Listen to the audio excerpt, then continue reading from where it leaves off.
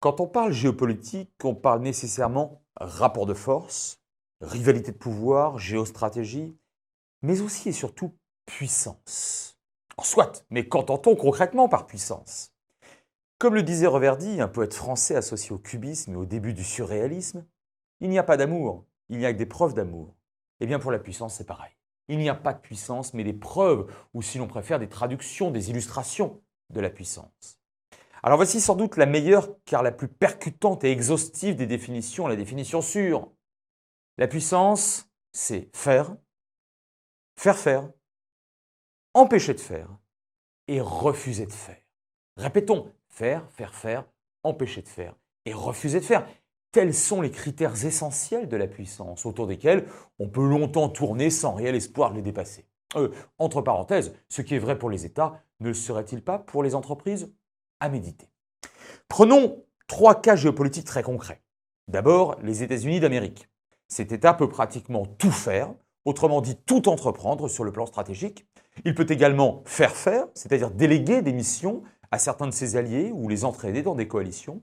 Il peut empêcher de faire, donc entraver des actions d'autres États. Et il peut enfin refuser, bien sûr, d'obtempérer à quelque exigence que ce soit.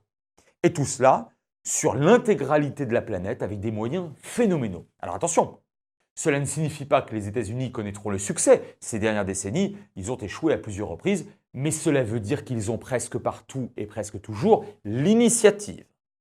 Deuxième cas de figure, la France. Notre pays peut certes faire, mais moins puissamment, et dans des zones bien plus restreintes, comme l'Afrique subsaharienne ou encore la Méditerranée. Il peut faire, par exemple au Sahel, par des États alliés contre les bandes djihadistes. Il peut empêcher de faire, par exemple l'invasion du Tchad par la Libye de Kadhafi en 1983. Et il peut refuser de faire, par exemple, de suivre justement les États-Unis en Irak en 2003. C'est ce qu'on appelle une moyenne grande puissance, ou plutôt une grande puissance pauvre. Troisième et dernier cas, la Jordanie.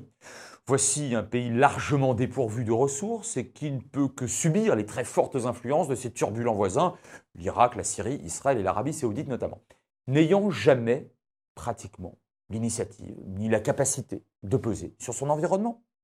On notera que sur les 193 États qui composent l'Organisation des Nations Unies, seule une poignée, à savoir la France, la Grande-Bretagne, la Russie et à présent la Chine, peuvent afficher diplomatiquement et militairement un authentique état de puissance, bien que très loin derrière Washington.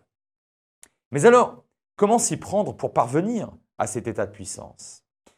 Eh bien, il faut disposer de la triade suivante: des soldats, des diplomates et des ingénieurs.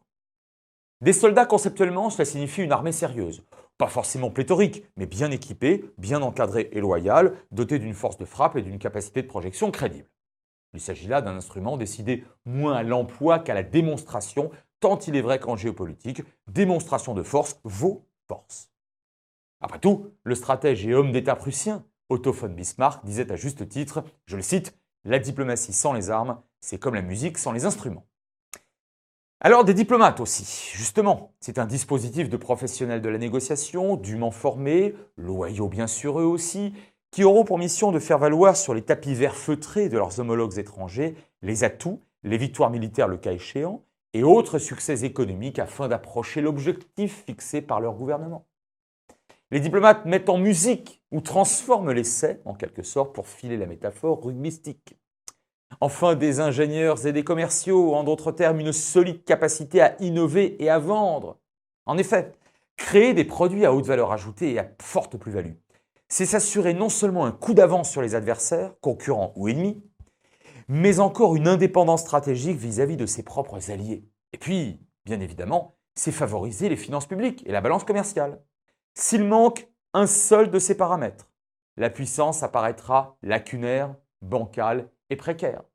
Sparte a fini par disparaître, car le hard power, c'est-à-dire en réalité la puissance militaire, ne suffit pas.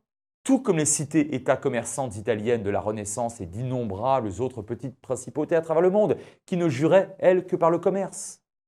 Naturellement, parvenir à réunir cette triade exige des efforts considérables en hommes, en moyens et en gouvernance, mais nécessite bien davantage encore de la volonté.